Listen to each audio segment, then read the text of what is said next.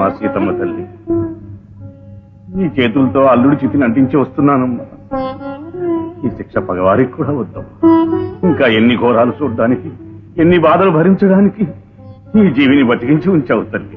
నా బిడ్డ ఏం తప్పు చేసిందని దాన్ని నొసటి బొట్టు చెరిపేశావు. అయ్యగారు,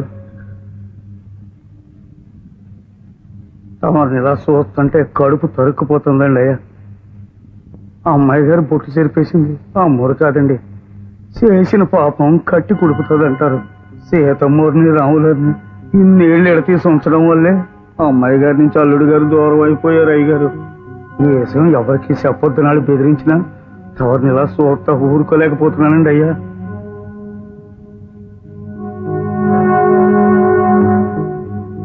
ఏ విషయం? అల్లుడు గారిని నారాయణ గారు హరిబాబు పొడి చంపారండి అయ్యా.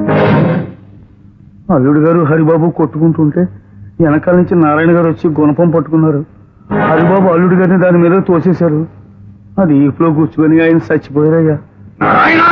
బావగారు ఆవేశపడకండి, మాట్లాడకు, ఇంకా మాట్లాడకు. అసలు నువ్వు ఇదంతా చేసింది నువ్వు. ఏ పసిపిల్లల మనసుల మీద కక్షా కావేశాలు నీడపడకూడదని అంత దూరం తీసుకువెళ్లాను. వాళ్ళ మధ్య పగ ప్రతీకారం పెంచి పెద్ద చేసింది నువ్వు. ఇదంతా నా ఆస్తి కోసం నువ్వు వాడిన నాటకం కదూ. లక్ష్మి రాజాకి ఇవ్వకుండా వర్మకిచ్చి హరికి లతనిచ్చి పెళ్లి చేస్తే నా యావదాస్తి హస్తగతం చేసుకోవచ్చు కదా నీ ఆశ. అందుకోసం అబద్ధాలాడావు, అగాధాలు సృష్టించావు. ఆఖరికి మనుషులను చంపే స్థితికి కూడా దిగజారుతావని నేను అనుకోలేదయ్యా. ఇంత జరిగాక ఇంక నేను ఊరుకోను. నువ్వు అనుకున్నట్టుగా మాత్రం ఈ పెళ్లి జరగదు నారాయణ. లక్ష్మిని రాజాకే ఇచ్చి పెళ్లి జరిపిస్తాను. అలా చేయడానికి నువ్వెవడివి? లక్ష్మి నా చెల్లెలు, దాని పెళ్లి నా ఇష్టం. నీ ఇష్టం వచ్చి చేయడానికి నువ్వెవడివి? నన్ను నువ్వెవడివి అని అడుగుతున్నావా? నీ తండ్రి చనిపోగానే నిన్ను చేరదీసి పెంచినప్పుడు ఆ పని చేయడానికి నువ్వెవడివి అని అడగలేదేరా?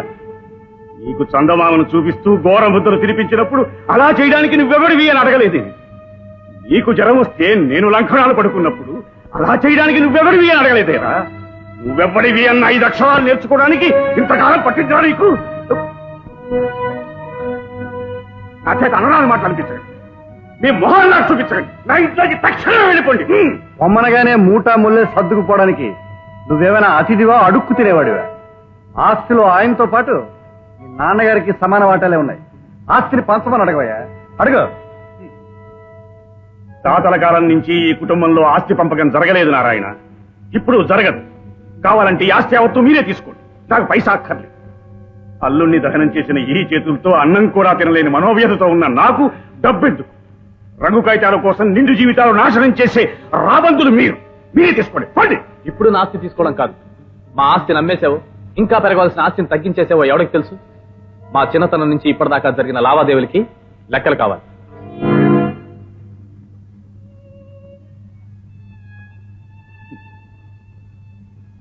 లెక్కలు చెప్పాలా? నేను మీకు లెక్కలు చెప్పాలా? బావా, ఎవరిని అడుగుతున్నావు మాట? మావైనా చల్లటి నీడనిచ్చే చెట్టు కింద పెరిగిన పిచ్చి మొక్క నీ నీడ వల్లే నేను ఎదగలేదని ఆ చెట్టును తిట్టిపోతే నలుగురు ఉమ్మేస్తారు. ఆయన మిమ్మల్ని పెంచకపోయింటే ఆయన మీలాగే స్వార్థపరుడై ఆ రోజే ఈ ఆస్తంత నాదనుంటే ఈ పాటికి నువ్వు నీ చెల్లెలు అడుగు తింటుండేవాళ్ళు. ఆ మనిషిని లెక్క అడుగుతావా? ఏ లెక్క చెప్పాలైనా? దాదాపు 25 ఏళ్ళు నువ్వు తిన్న అన్నం ముద్దల లెక్క చెప్పాలా? నీ సరదాలకి జలసాలకి ఎందుకని అడగకుండా ఆయన ఇచ్చిన చిల్లర డబ్బులు లెక్క చెప్పాలా? ఏ లెక్కలు చెప్పాలి? అమ్మాయి, నువ్వు మాట్లాడుతు.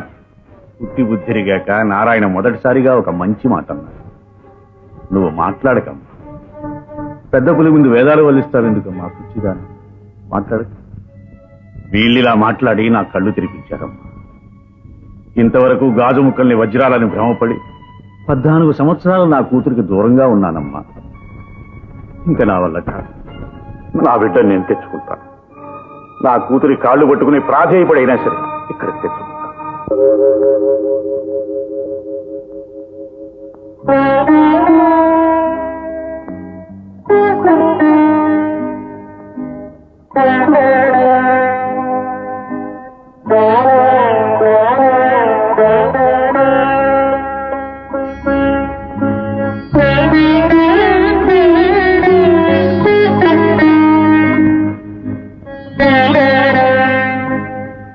రాక రాక ఇంటికొచ్చి నీకు మంచినీళ్లు కూడా ఇవ్వలేకపోతున్నాను నాన్న.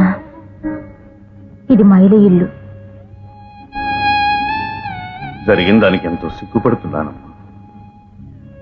పదమ్మా, పడదాం పద. ఎక్కడికి నాన్న? మన ఇంటికి. ఇది నా ఇల్లు, అది నీ ఇల్లు. మనకిల్లు ఎక్కడుంది నాన్న? చచ్చిన పావుని ఇంకా చంపకమ్మా. పద వెళ్దాం. నా ఇల్లు వదిలి నీ ఇంటికి ఎలా రా నాన్న? నా ఐదోతనాన్ని మింగేసిన మనుషుల మధ్యకి ఎలా రాగలను? అంత మాటనకమ్మా. అంతా దైవేచ్ఛ. నేనిప్పుడు నిన్ను తీసుకెళ్ళడానికే వచ్చానమ్మా. అవును, అందుకే వచ్చావు నాన్న. నాకు తెలుసు. అందుకే 14 ఏళ్ల తర్వాత ఈ గుమ్మంలో అడుగుపెట్టావు. లోకంలో ఎందరో తండ్రులు కూతురికి చీరే సారే పెట్టడం కోసం, పసుపు కుంకుమ ఇవ్వడం కోసం పుట్టింటికి తీసుకెడతారు. కానీ నువ్వు నా పసుపు కుంకుమ తుడి చేయడం కోసం నీ ఇంటికి తీసుకెళ్ళడానికి వచ్చావు. అది ఓ ఆచారంగా కర్మకాండ చెయ్యాలి గనక తప్పనిసరి వచ్చావు. మొగుడు పోయిన కూతుర్ని గోవిందయ్య ఇంటికి తీసుకురాలేదని రేపు నలుగురు నవ్విపోతారన్న భయంతో వచ్చావు. నన్ను తీసుకెళ్లి విధవరాల్ని చేసి 10 మందిలోనూ గౌరవం పొందడానికి వచ్చావు. తల్లి, నన్ను అర్థం చేసుకోమ్మా. ఆ పని ఇప్పుడిప్పుడే చేస్తున్నాను నాన్న. ఇప్పుడిప్పుడే కన్నీటి పొరల మధ్య నుంచి చూస్తుంటే మీ అసలు రంగు తెలుస్తోంది నాన్న. అమ్మా,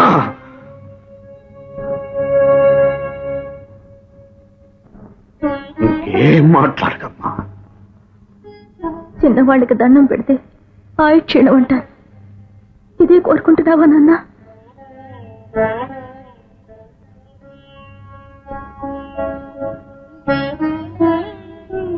నన్ను తీసుకెళ్లడం నీ బాధ్యతేమో, నీతో రాననడం నా హక్కు నాన్న.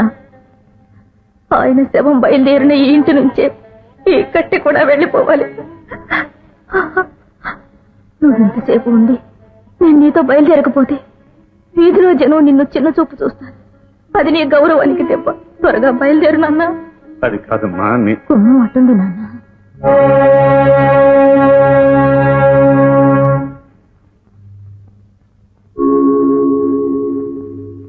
రామయ్య తండ్రి, పెంచిన బిడ్డలు చేదరించుకున్నారయ్యా. కన్న కూతురు చీకొట్టిందయ్యా. ఇన్ని విధాల నన్ను బాధలకు గురి చేసి నీకేమీ బాధ్యత లేనట్టుగా నవ్వుతూ నిలబడతావా? నువ్వు నిజంగా దేవుడివి కావు, ఒట్టి బొమ్మ, ఒట్టి బొమ్మ.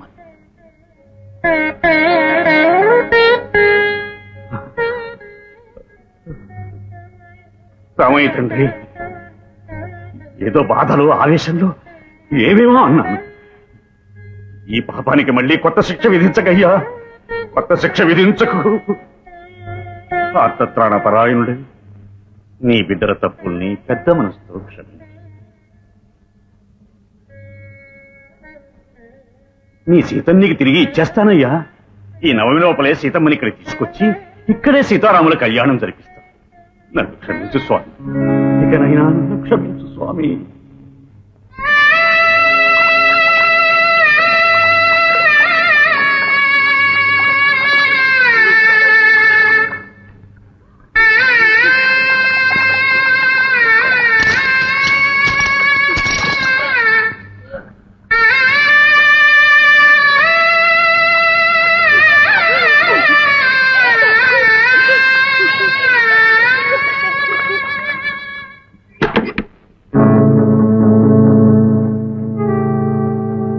దాచుకో మావయ్య, దోచుకున్న డబ్బంతా భద్రంగా దాచుకో.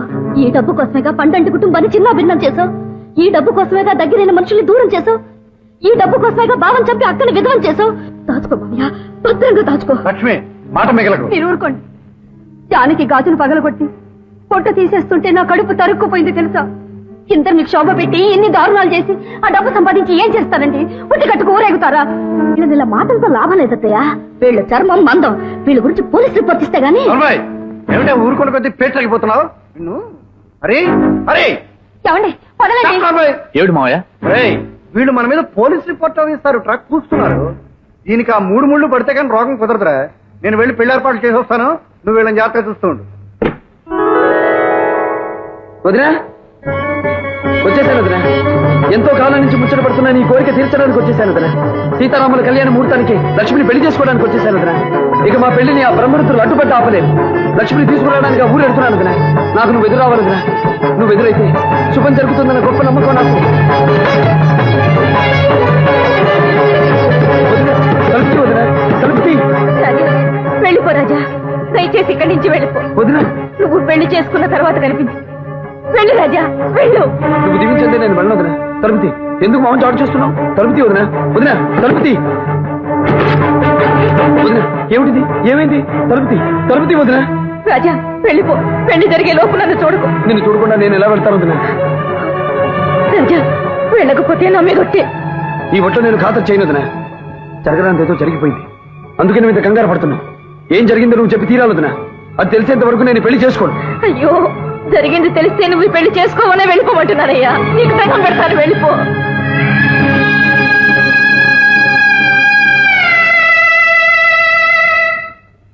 వదినా,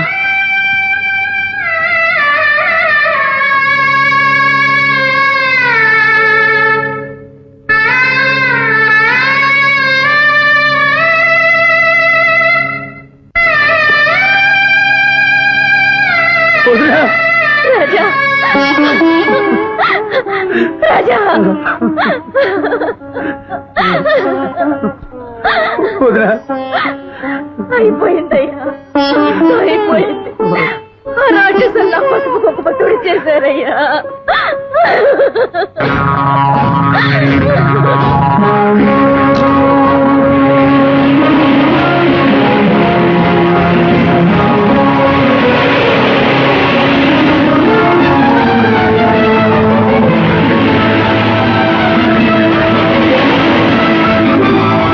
హరి, షర్ట్లో జీప్ తీసి దీన్ని వరమని ఎక్కించుకుని సిద్ధంగా ఉండు.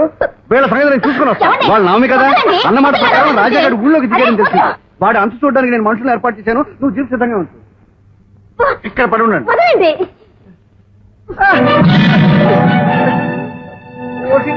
తిమింగలాడుకోవాలా సాగుతల మార్చకే. కడుపులో కారం కొట్టడం సాగితే ముగ్గు కొట్టడం కాదే ముదరస్తారా? నా ముగ్గంటే మీకు గెట్టదు కదా, అందుకే అది కసి తీర్చుకుంది. కసి తీర్చుకున్న ముగ్గు. గట్టిగా అరవకే సిగ్గు. అబ్బా, ఎక్కడ ఎక్కడ ఎక్కడ వీళ్ళు? హరి, రాజా వస్తున్నాడు.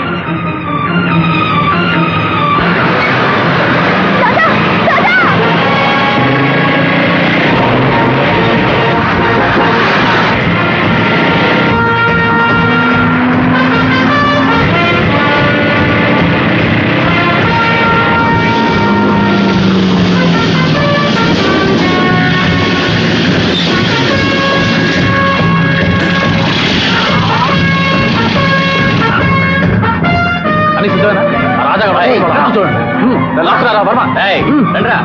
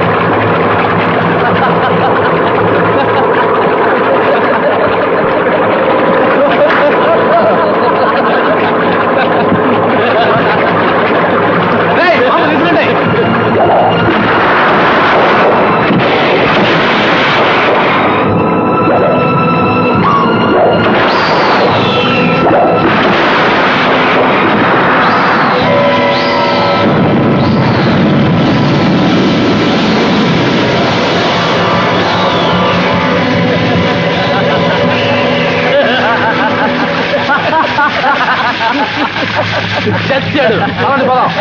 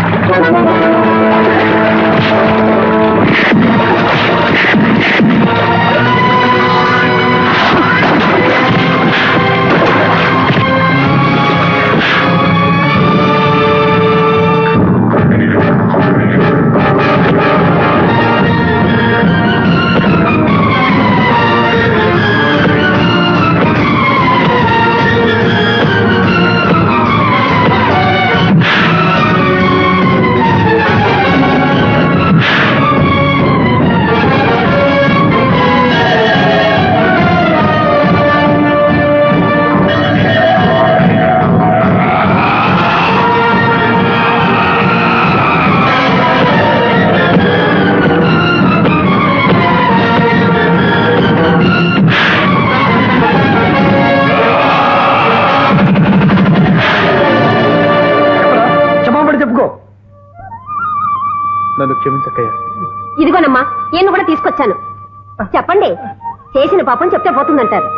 ఏం చెప్పనే అమ్మా జానకమ్మా, జరిగిన దాంట్లో నా పొరపాటు కూడా ఉందమ్మా, నన్ను క్షమించు. శ్రీ సీతారామ కళ్యాణమే